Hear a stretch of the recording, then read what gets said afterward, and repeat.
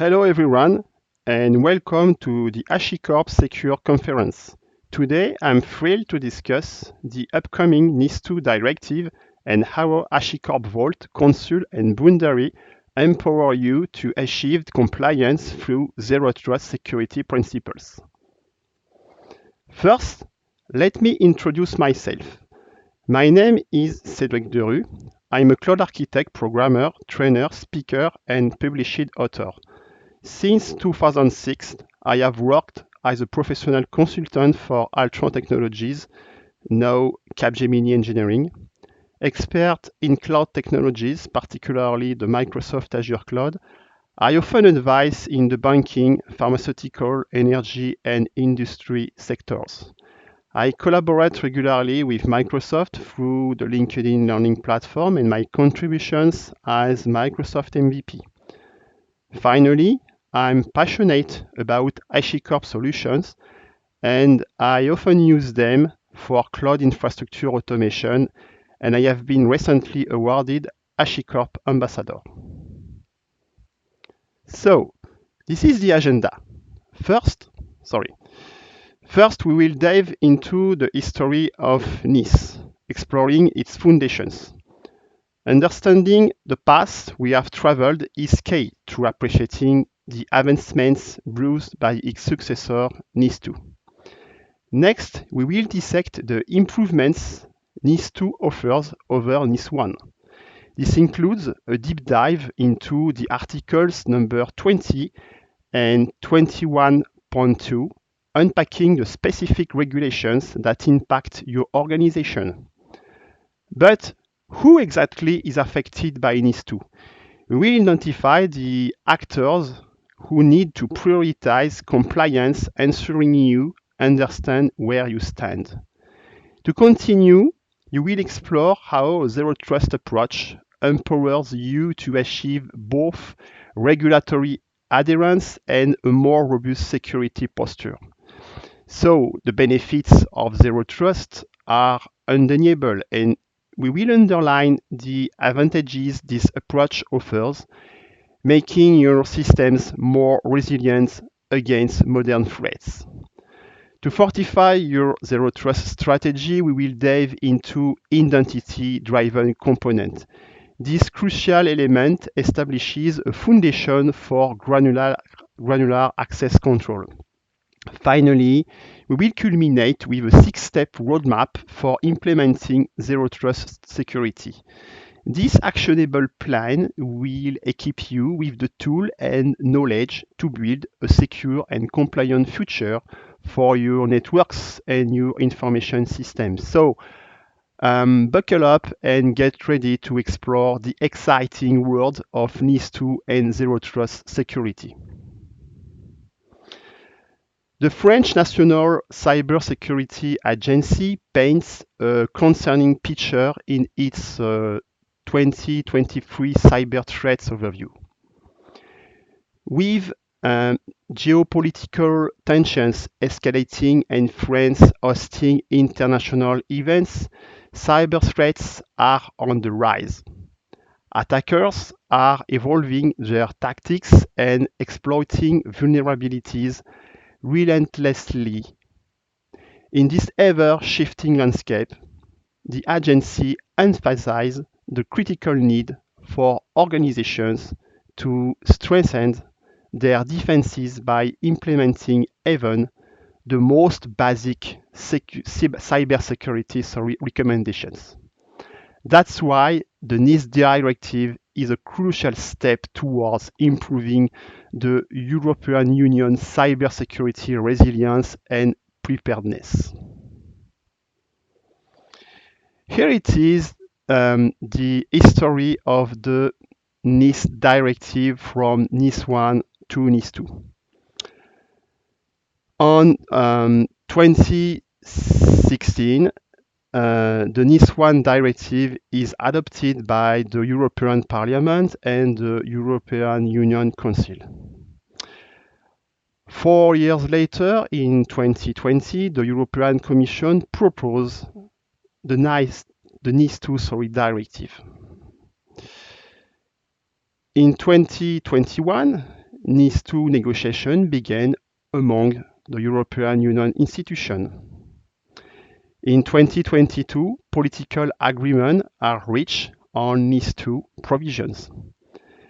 And at the end, this year, in 2024, NIS2 directive is expected to be fully implemented.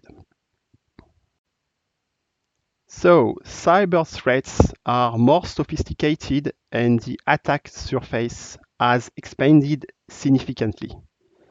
To address these challenges, NIS2 represents a significant evolution of the original directive, NIS1, by filling some gaps.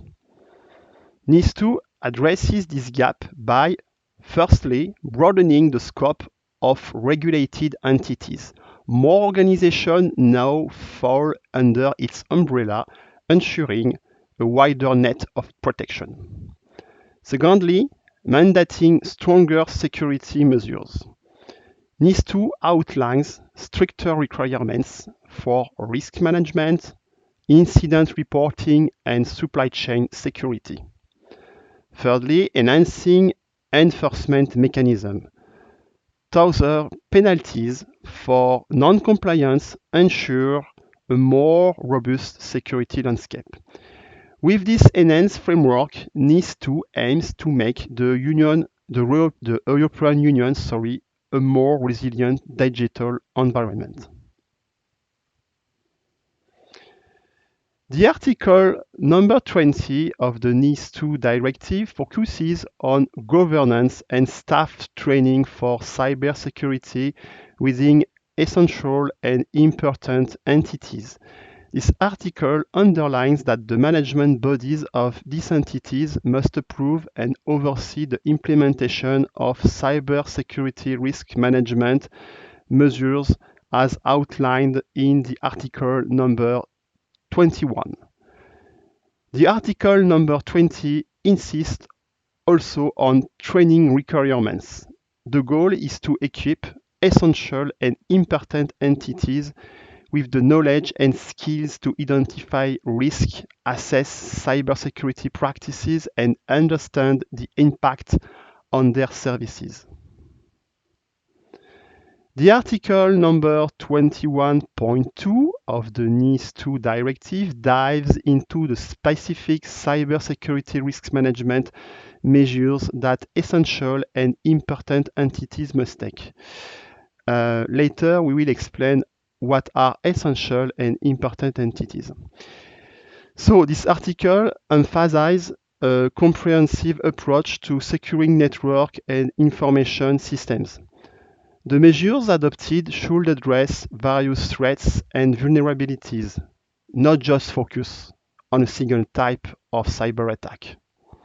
So the directive mandates at least 10 specific measures, including risk analysis and information security policies. This establishes a framework for identifying and mitigating security risk. Next, incident handling, a plan for detecting, reporting, and responding to security incidents effectively. Next, business continuity, measures like backup management and disaster recovery to ensure continued operation during disruptions. Next, supply chain security, addressing security risk associated with vendors and service providers.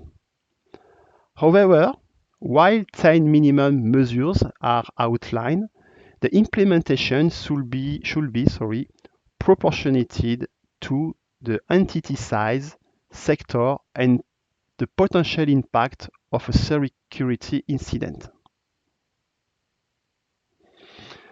Now, let's dissect the key change impacting affected sector. NIS1 focused on sectors like energy, transport, and finance. NIS2 casts a wider net, encompassing entirely new industries. This includes the postal, waste, and manufacturing sectors. We can notice also that the NIS2 directive introduces a two-tiered approach beyond sectors. Now we have essential entities and important entities that we make mention just before. On the one part, essential entities face the most stringent regulations. They represent sectors deemed highly critical to societal functions. Think energy grids, air traffic control, and hospitals. On the other part, important entities encompass a broader range of organizations, including waste management, manufacturers of critical equipment, and online platforms. The compliance requirements for important entities, for these entities, are less onerous, reflecting their daring risk profiles. NIS2 strongly positions Zero Trust principle as a cornerstone for achieving compliance. Here it is why. Focus on never trust, always verify. Zero Trust aligns perfectly with NIS2 emphasis on assuming breach and constantly verify user and device access regardless of location. Next, NIS2 basic cyber hygiene measures like multi-factor authentication and least privilege access control central to Zero Trust directly contribute to meeting NIS2 baseline security requirements. Next, continuous monitoring. Zero Trust promotes continuously monitoring and verifying all activity across your organizations, systems, and device in real time. This creates a safety net constantly on the lookout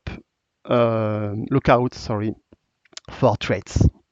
So, by adopting Zero Trust, organizations can demonstrate a proactive approach to cybersecurity, making NIS2 compliance more achievable. Zero Trust security offers a layered shield against cyber threats, constantly verifying user identities and device trustworthiness before granting access to systems and data. This never trust, always verify approach minimizes the attack surface by eliminating implicit trust within the network. Even if a bad actor breaches the perimeter, they will still face hurdles to reach sensitive information. This translates to reduced data breaches, stronger compliance postures, and ultimately an organization that is more resilient in the face of ever-evolving cyber threats. Now, let's talk about Zero Trust security and identity-driven controls.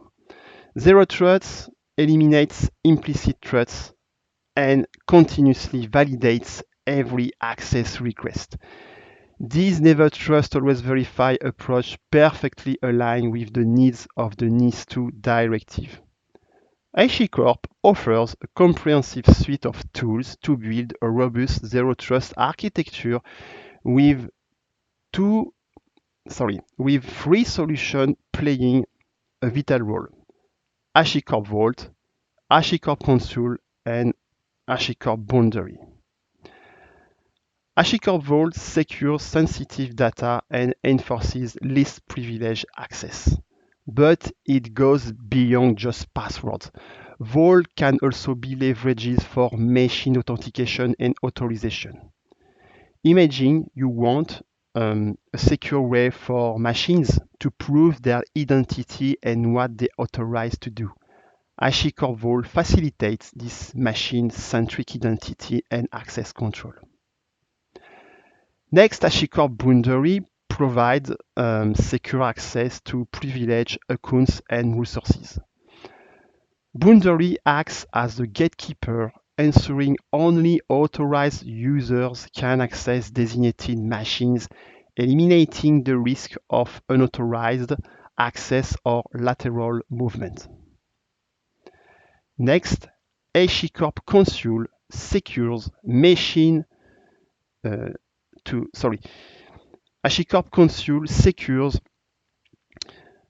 machine-to-machine communication by enforcing application authentication and ensuring only authorized devices can interact. It automates identity-based access control, encrypts traffic, and codifies authorization rules, all for scalable, efficient, and secure service discovery, network configuration, and connectivity across any cloud or runtime environment. And finally, we have a fourth component that is the SSO MFA component. SSO and MFA work in tandem to ensure secure access. SSO streamlines logging by allowing users to access multiple applications with a single credentials. MFA adds an extra layer of security by requiring a second verification factor like a code from a phone app beyond just a password. This two-pronged approach makes it significantly harder for unauthorized users to gain access even if they steal a password. As a conclusion, NIS2 compliance is not just a regulatory hurdle, it's an opportunity to strengthen your security posture. By adopting Zero Trust principles with HashiCorp Vault, Consul, and Boundary, you can achieve compliance while enhancing your overall security ecosystem. Remember, Zero Trust is a journey, not a destination.